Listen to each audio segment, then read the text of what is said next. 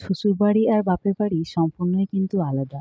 মেয়েদের জীবনটাই এমন, মেয়েদের সম্মান নির্ধারিত হয় প্রথমে তার বাবা-মায়ের কাছ দিয়ে, তার বাবা-মায়ের ভালোবাসা দিয়ে, তার বাবা-মার চোখ দিয়ে। তারপরে শ্বশুরবাড়িতে যাওয়ার পর তার সম্মান নির্ধারিত হয় সে কতটা সম্মান পাবে, তাকে অনেকেই সবাই কতটা সম্মান দেবে সেটা কিন্তু নির্ধারণ করে সে যার পেছন এসেছে, যার পিছু, পিছু এসেছে, যে তাকে নিয়ে এসেছে মানে তার স্বামী। তার স্বামী নির্ধারণ করবে সে স্ত্রীর সম্মান কতটা পাবে। সবার কাছ থেকে বলো, তার পরিবারের কাছ থেকে, তার আত্মীয়-স্বজনের কাছ থেকে, প্রত্যেকটা মানুষের কাছ থেকে। সকাল, সকাল কী নিয়ে কথা বলছি? হ্যাঁ, সবার মনে এই প্রশ্নটা উঠতেই পারে। সকলেই জবাব দেব। তার আগে বলে দিই আমি কী বানাচ্ছি। সকালবেলায় হালকা-ফুলকা নাস্তা খেতে ওর বাবা ভালোবাসে। খুব একটা ভারী পছন্দ করে না। তো সেই জন্য ভাবছিলাম কী বানাবো? রোজ তো আর স্যালাড দেওয়া যায় না। তো কেমন লাগে রোজ, রোজ একই খাবার খেতে। তো সেই জন্য আজকে দইটা সকালবেলা স্নান-টান সেরে দইটা ভিজিয়ে রেখেছিলাম, সুজিটা টক দই দিয়ে আর অল্প একটু নুন দিয়ে। তো তার মধ্যে যখন ভাজবো, রেডি করবো খাবারটা, তখন তার মধ্যে গাজর ছিল আধখানা, তো সেইটা গ্রেট করে দিয়ে দিয়েছি। আর আলুটা সেদ্ধ করে নিয়েছিলাম কুকারের মধ্যে। আলুর মধ্যে কুচনো পেঁয়াজ, একটু শেজওয়ান সস আর বিভিন্ন রকমের মশলা, সামান্য পরিমাণ মতো নুন দিয়ে ভালো করে আলুর পুরটা মেখে নিয়েছি। তো প্রথমে কী করছি, ওই স্যান্ডউইচ মেকারটাতে প্রথমে অল্প সুজির ওই ব্যাটারটাতে দিচ্ছি।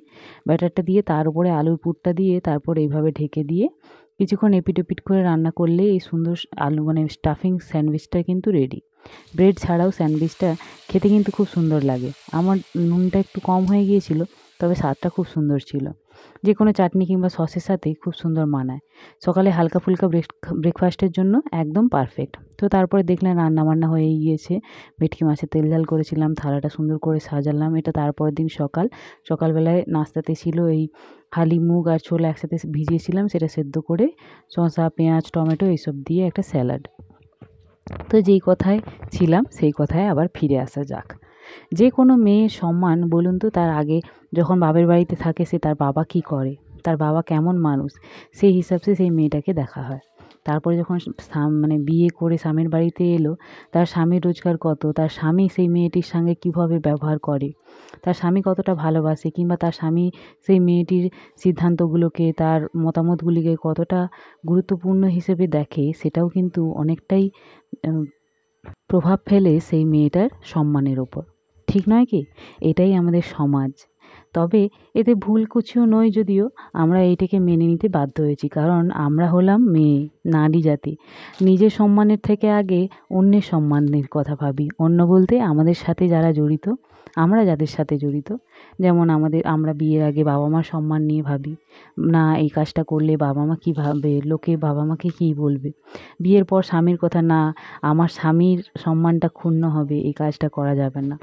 সেই হিসাবেই আমরা নারী সবার প্রথমেই নিজেদের থেকে অন্যের সম্মানটাকে, অন্যের ভালোবাসাটাকেই গুরুত্ব দিই বেশি। সে যাই হোক, সেই জন্য সংসারটা সংসার হয়ে ওঠে। আমার মতামতটা আপনাদের সাথে শেয়ার করলাম। হঠাৎ করে মনে হলো, কথাগুলো মনে এলো, সেই জন্য ভাবলাম তোমাদের সাথে শেয়ার করা যেতেই পারে, যেহেতু সব কিছু শেয়ার করি। কথাগুলো ঠিক বললাম কি না কমেন্টে জানিও, আর ভালো লাগলে ভিডিওটাতে একটা কমেন্ট করে দিও। ধন্যবাদ।